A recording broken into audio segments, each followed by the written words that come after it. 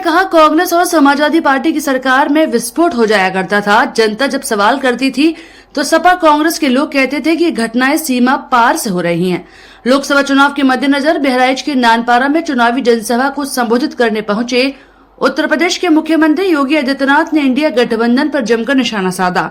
इस दौरान सीएम योगी ने पाकिस्तान पर हमला बोलते हुए कहा कि जो लोग पाकिस्तान का नारा लगाते हैं उनको बोलो, उनका वो हाल कर देंगे जो महाराजा सोहेल देव ने सैयद सालार मसूद गाजी का किया था। उनको बोलो, उस भिखमंगे पाकिस्तान का नारा लगाते हो तो पाकिस्तान चले जाओ, भारत के ऊपर बोझ मत बनो।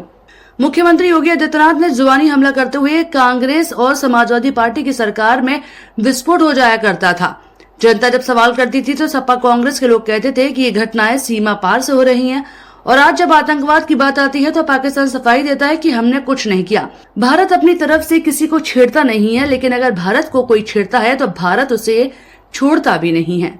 सपा सरकार में नौजवानों के हाथों में रहते थे तमंचे।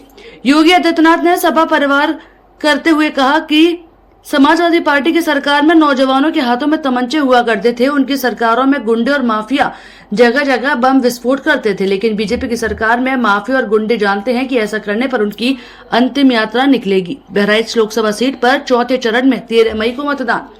बता दें कि बहराइच लोकसभा सीट पर चौथे चरण में 13 मई को मतदान होगा। बहराइच लोकसभा सीट पर पिछले 2 चुनावों से बीजेपी का कब्जा है और इस बार बीजेपी ने बहराइच सीट से बीजेपी ने अरविंद गोंड को चुनावी मैदान में उतारा है, तो वहीं सपा ने सीट से रमेश गौतम को टिकट दिया है। साथ ही बसपा ने बहराइच सीट से ब्रजेश कुमार सोनकर को अपना प्रत्याशी घोषित किया है। नौजवान प्लान करता था, व्यापारी रंगदारी देने के लिए मजबूर होता था।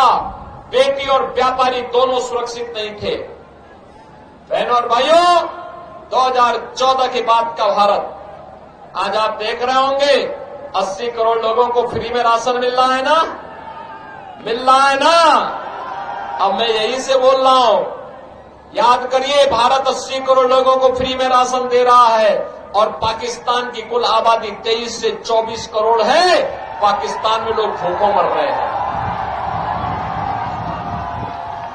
अब जो लोग पाकिस्तान का नारा लगाते हैं उनको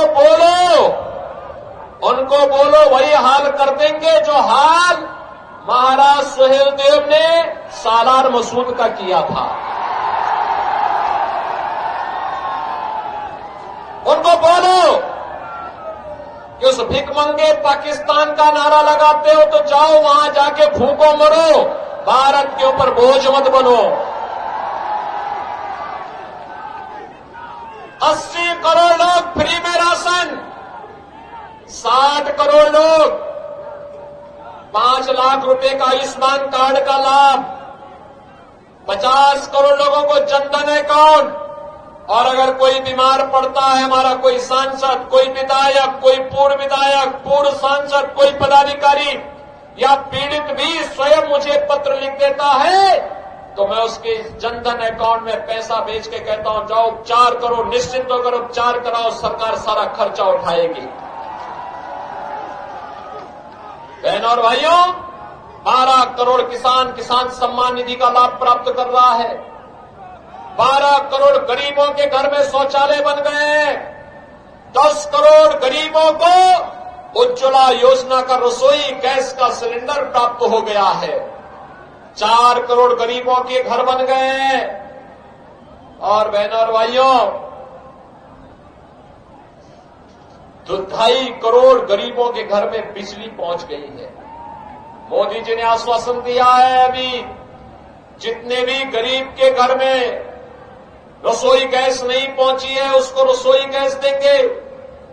जिन गरीबों के घर बनने बाकी रह गए उनके मकान भी बनाएंगे। और बहनों और भाइयों, अब तो हमने एक काम और किया है, उज्ज्वला योजना के हर लाभार्थी को होली और दीपावली में फ्री में भरा हुआ सिलेंडर भी उपलब्ध करवाने का काम कर रहे हैं। आज सुरक्षा भी है, सम्मान भी है।